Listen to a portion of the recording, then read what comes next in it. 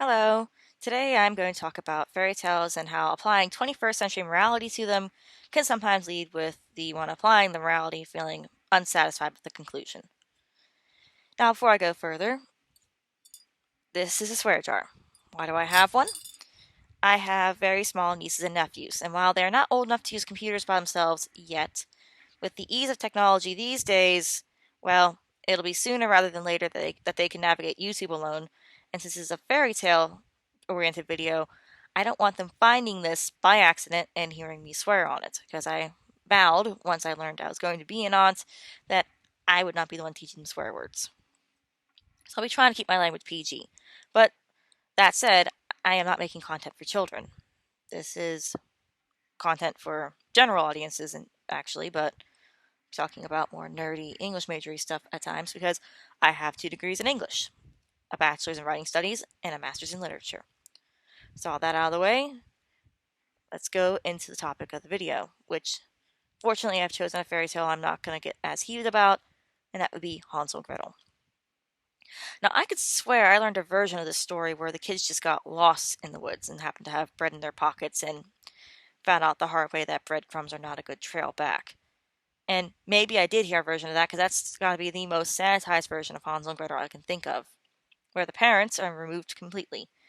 Because the unsanitized version of this story starts with a stepmother, and it's always a stepmother, convincing the father that the kids eat too much, there's a famine going on, and they don't want to starve to death, so let's go leave the kids in the woods to die.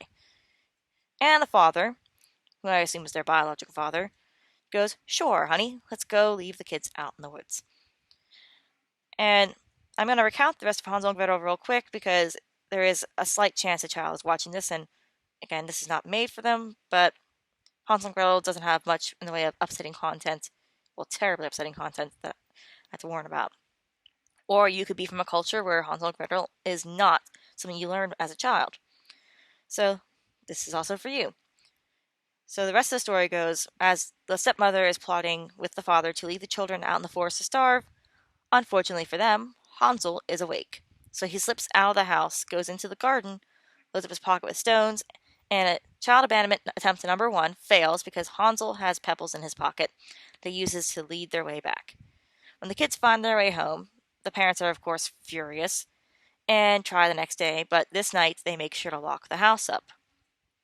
So, as they're leading the kids to their probable doom, in their eyes, they have given them pieces of bread.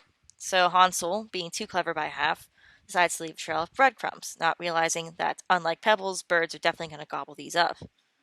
And of course, they get lost in the woods. And this is where the clean version and the regular version, well, not regular, but the more traditional version meet up, which is the kids are lost in the woods and they find a house made of candy and cookies and other sweets. And being hungry little children who don't see anything wrong with eating probably stale cookies, they eat the house. This, of course, attracts the attention of the witch, who is angry. She throws Hansel into a cage, and she makes Gretel her servant because she obviously has some issues with seeing, because she falls for a trick that Hansel pulls later with a chicken bone. Every time she tries to fatten him up and stuff and says, "Hand me your finger," he hands her a bone instead, and she falls for it. So clearly she has some sight issues, which I can kind of empathize with. But after a couple of weeks, the witch gets impatient. She's like, "You know what? I'm just going to eat you anyway." So she lets the kid out. They overpower her. She goes into the oven, and the kids find their way home. Now, in the cleaned up version, the kids just live happily ever after. In the more grim version that I actually got from the Grimms, they come back and find their stepmother has died while they were gone, and their father really regrets what he did, and they live happily ever after. But do they really? Because they're living with a man who was quite happy to be convinced, well, not happy, but who was quite easily convinced that leaving his children to starve to death was a good course of action. Now, there are kind of versions where the stepmother's all, "Oh, maybe someone will take them in. Maybe they won't starve to death." But he still was agreeing to leave children to fend for themselves when these obviously aren't children who could fend for themselves. And this is where the 21st century morality issues come into play. So, It's unsatisfactory to me that they stay with him because obviously this is a man who was willing to neglect them. But unfortunately, the fairy tale isn't about his lessons. From a writer's standpoint, he doesn't actually matter to the plot. It's not his story. The children learn lessons, and that's the important part. Hansel learns to be clever, the pebble trick and the bone trick. Gretel learns to be patient, biding her time till she can get revenge on the witch. And this is where fairy tales and 21st century morality don't intersect because, for the most part, fairy tales are not morality plays.